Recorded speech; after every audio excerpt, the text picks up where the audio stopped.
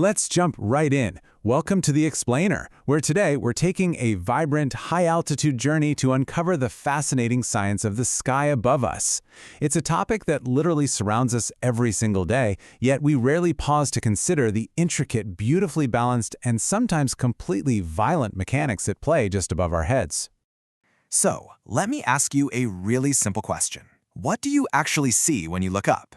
You might notice some floating clouds, bright sunshine, or maybe you just feel a breeze on your face. But beyond what we can see with the naked eye, there is this massive, invisible blanket of gases surrounding our planet.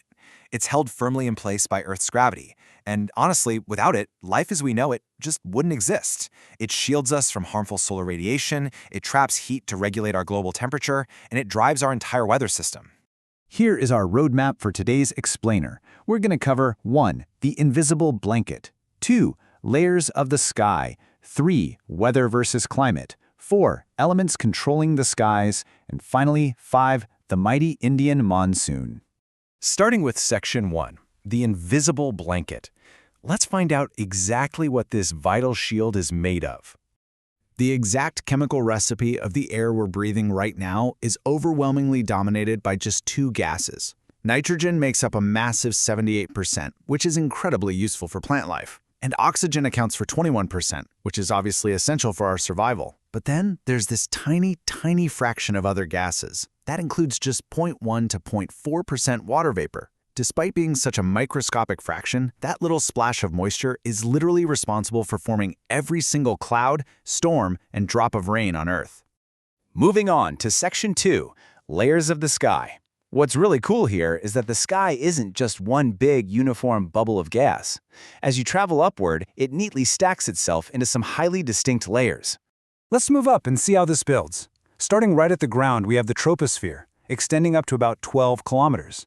This is our chaotic weather zone. It's home to swirling storms, dense fog, driving rain, the whole shebang. Above that, up to 50 kilometers, is the calm, crystal-clear stratosphere. This is perfect for cruising airplanes, and it's home to our protective ozone layer. Climbing even higher to 80 kilometers, we hit the freezing mesosphere. This is basically our cosmic shield, where fiery meteorites from deep space burn up in spectacular fashion before they can even reach us. As we push past 80 kilometers into the thermosphere, things get incredibly colorful and dynamic. Gas molecules here absorb X-rays and shortwave radiation, so temperatures just skyrocket. And this is where the magic of the auroras happens.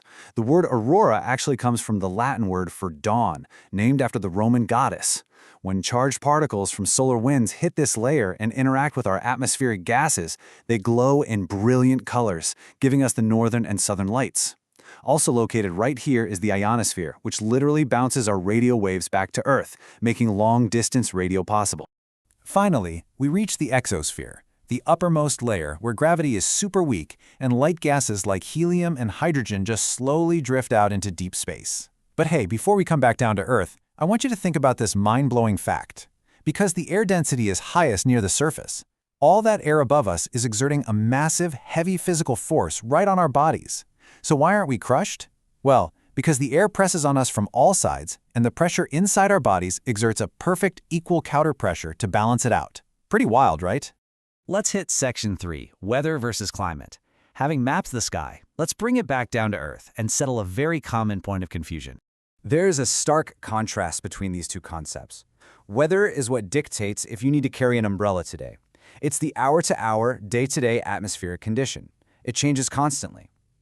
Climate, on the other hand, is the sum total of those weather conditions over a huge area for a very long extended period, usually 30 years or more. Think of it like this. If weather is your daily mood, climate is your overall personality. All right, Section 4, elements controlling the skies. Now let's quickly break down the specific elements that actually control whether we need a raincoat or sunglasses. First up is temperature. And this isn't just about day versus night. It's really all about insolation, which is just a fancy word for the amount of solar energy the Earth actually intercepts. Because our planet is a sphere, the equator gets blasted with direct, intense rays, heating up quickly, while the poles receive sunlight at a low, glancing angle. That spreads the heat out and keeps those polar regions in a deep freeze. Next is atmospheric pressure, which is intimately tied to temperature. When air gets hot, it expands, becomes lighter, and it rises. That creates a low-pressure area, which acts a lot like a vacuum, pulling in surrounding air and often bringing us cloudy, wet weather. On the flip side, when air is cold, it's heavy and it sinks, pressing down to create a high-pressure area. And that sinking air usually gives us bright, clear, sunny skies. Because nature constantly seeks balance, this pressure difference gives birth to our third element, wind. Air will always, without fail, rush from an area of high pressure to an area of low pressure. It could be a gentle breeze that rustles some leaves, or a violent storm that uproots trees. Wind is literally just the atmosphere trying to equalize its pressure. Finally, we have precipitation. When a part of the atmosphere becomes totally saturated with that tiny fraction of water vapor we mentioned earlier, it condenses. Eventually, it just gets too heavy, and gravity pulls it right back down to Earth. Whether it's rain, snow, sleet, or hail, precipitation is absolutely crucial. It instantly lowers local temperatures and, most importantly, refills our vital groundwater reserves. Which brings us to Section 5, the mighty Indian monsoon. To truly grasp these elements in action, let's look at one of the most dramatic climate systems on the entire planet. The Indian monsoon is just an epic display of physics. Here's how it works. During the summer months, the massive landmass of the Indian subcontinent heats up way faster than the surrounding Indian Ocean. Following the rules we just talked about, this intense heat causes the air over the land to rise, creating a massive low-pressure vacuum. Meanwhile, the cooler ocean maintains a high pressure. The result? Vast, moisture-heavy winds are forcefully sucked from the sea to the land across the Arabian Sea and Bay of Bengal, unleashing monumental rainfall that completely dictates the life and agriculture of the entire region. This immense wind shift is so powerful and so dominant that the Indian Meteorological Department actually defines the country's entire tropical seasonal structure around it.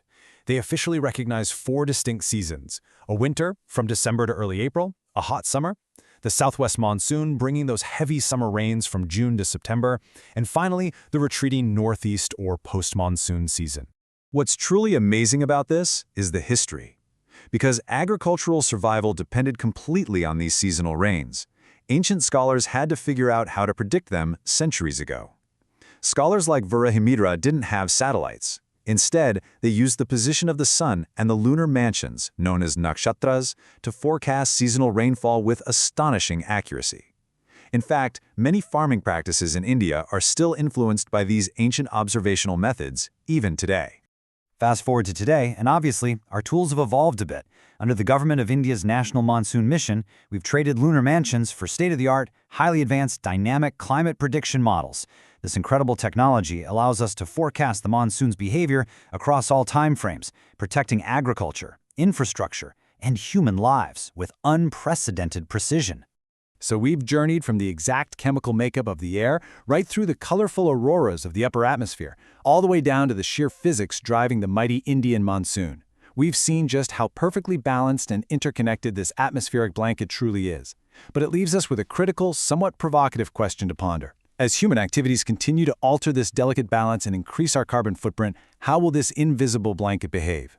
Will our climate, our planet's 30-year personality, become completely unrecognizable? Understanding the science we just covered is the very first step in ensuring we protect it. Thanks for joining me on this explainer, and keep looking up.